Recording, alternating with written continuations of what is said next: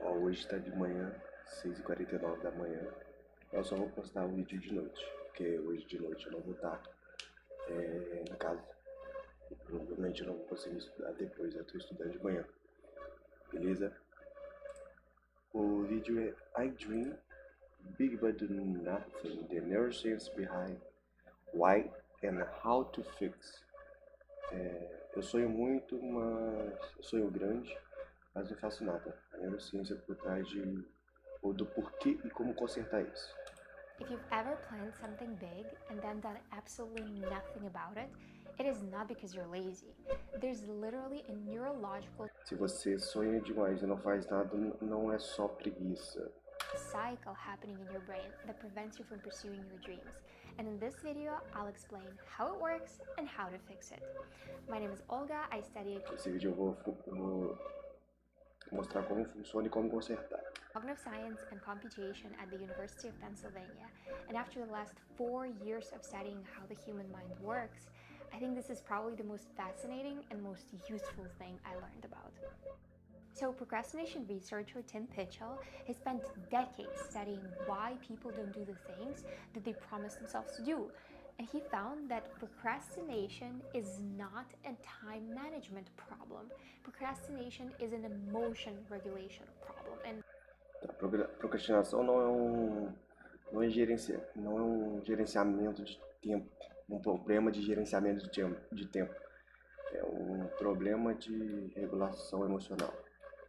here's what it means. When you have something important to do, like starting a creative project or submitting an application or doing a workout or an assignment, and you think about actually doing it, that's when your brain generates a negative emotion. It can be self-doubt, overwhelm, anxiety. You might have fear that the result is not going to be good enough. And your brain does not like negative emotions, so it escapes. You start cleaning your room, you reorganize your desk, you pick up your phone, you start scrolling, and suddenly that negative feeling of dread goes away and you feel relief. And here's an interesting part. That relief Tá, então quando você pega o celular, tudo vai embora. Todo esse sentimento ruim. in itself is a reward. And in psychology, behaviors that get rewarded get repeated.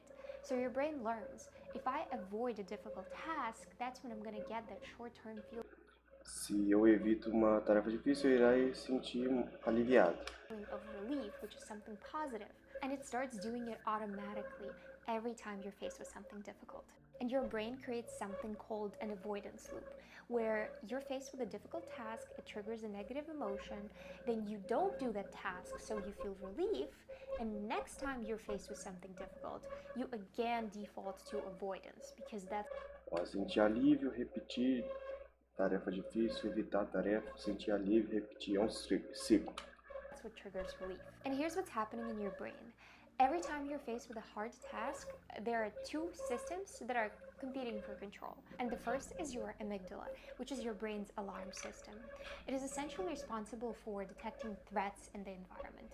And if a task is seeming overwhelming or scary to you, it essentially treats that task as a threat. So it tells you, don't do this, run, this is dangerous, you have to avoid this. And the second is the part of your brain that actually makes you act. And neuroscientists call it the dorsal anterior cingulate cortex. And essentially, it takes the fear signal from the amygdala. If needed, it shuts it down, and then it actually pushes you to do the things that you're supposed to be doing. And when you procrastinate, your amygdala is winning, which is called an amygdala hijack, where essentially your emotional brain overrides your irrational brain and you flee from the task. And here's why it gets worse if you don't address it. Tá, seu cérebro emocional sobrescreve seu cérebro racional. Every time you're going through the avoidance loop, you feel dread towards the task, you avoid it, you feel relief. Every time you go through this avoidance loop, you are physically strengthening the neural pathway for procrastination. Because, as we all know, what you repeat, you become. So the procrastination circuit gets faster, it becomes more of a default behavior for you, and your discipline circuit weakens like a muscle that you stopped using. So if your brain is training itself to avoid and procrastinate, could you theoretically train it to do the complete opposite? Well, Tim Pitchell spent 20 years of his career trying to answer that question. Well, the answer is embarrassingly simple. And the answer is you have to just start. Just start. That's it. No need to finish it, Só no need to comece. perform well. You just have to start the task for 5. Mas o pior é que isso funciona, cara. Você tá evitando uma tarefa porque você tem um medo, pode ser um medo subconsciente, mas se você só começar a fazer ela, depois vai vindo a facilidade. Isso funciona mesmo. 5 to 10 minutes and not think about the outcome. Essentially, you have to learn to interrupt the avoidance loop. And here's how you do it. Step number 1 is to catch it and name it. And when you notice yourself procrastinating and you notice yourself avoiding something, think about the emotion you're experiencing. Are you feeling overwhelmed? Are you feeling anxious? Are you afraid that your result is not going to be good enough? Just naming that emotion is enough for you to switch from your emotional mind back into your rational mind. And second step is to make your task stupidly small. Essentially, think about what is the tiniest possible action you can set for yourself as the goal, just to make at least a little bit of progress. For example, don't think that you have to write a whole essay tonight. Think, oh, my task is to open the document in Google Doc and write for just 10 minutes. And don't think, oh, I have to do this hour-long workout, I'm really dreading it. Think of your task as just putting on your shoes and going outside. And the reason why só colocar seu tênis e ir para fora, 10 minutes para fora de is casa. so powerful is because the actual process of completing a task is almost always much easier than the extreme dread you feel before doing it. And Pitchell showed this beautifully in this study where he gave 45 students pagers, and that was before smartphones existed. So he gave them pagers. He would page them 8 times a day for 5 days leading up to their academic deadline in some class.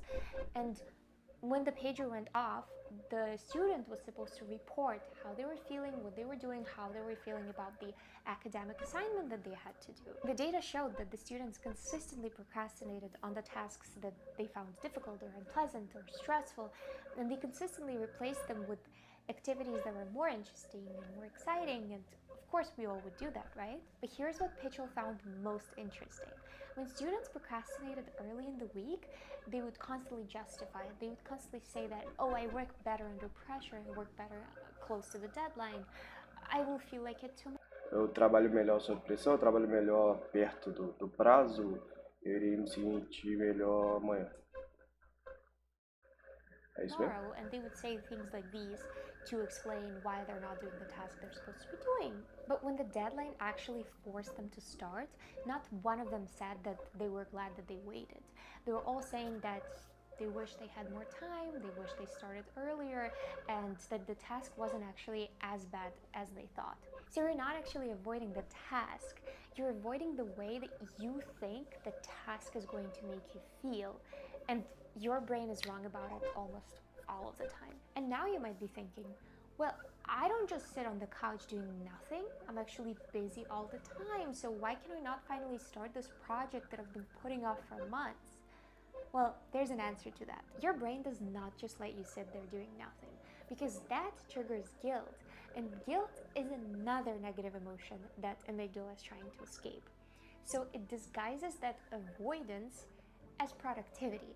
And there's actually 2 specific disguises that I want to discuss with you. And the first disguise is perfectionism. And research has consistently shown that people who score higher on perfectionism are bigger procrastinators. Because perfectionism essentially makes you afraid that Então o pessoal que é perfeccionista são os que mais procrastinam.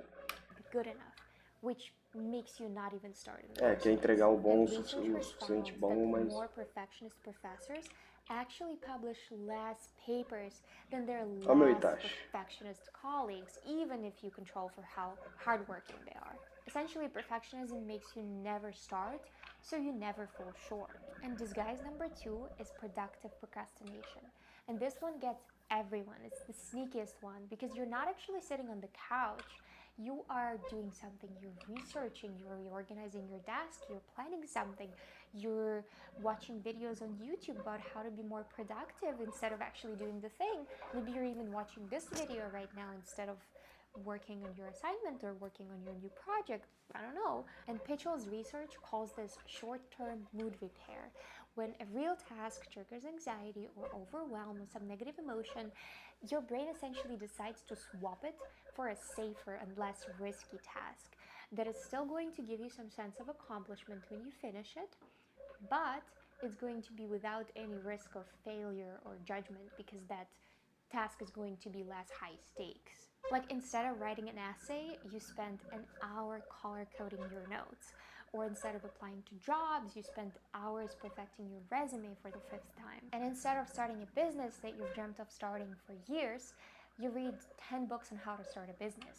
So you feel like you're making some progress, but the actual scary task that you actually have to do hasn't moved an inch. And again, remember, you're not actually avoiding the task, you're avoiding how you think the task is going to make you feel.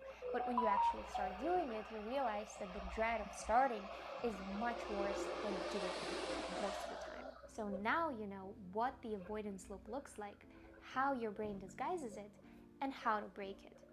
So subscribe if this helped, and please let me know in the comments what other topics.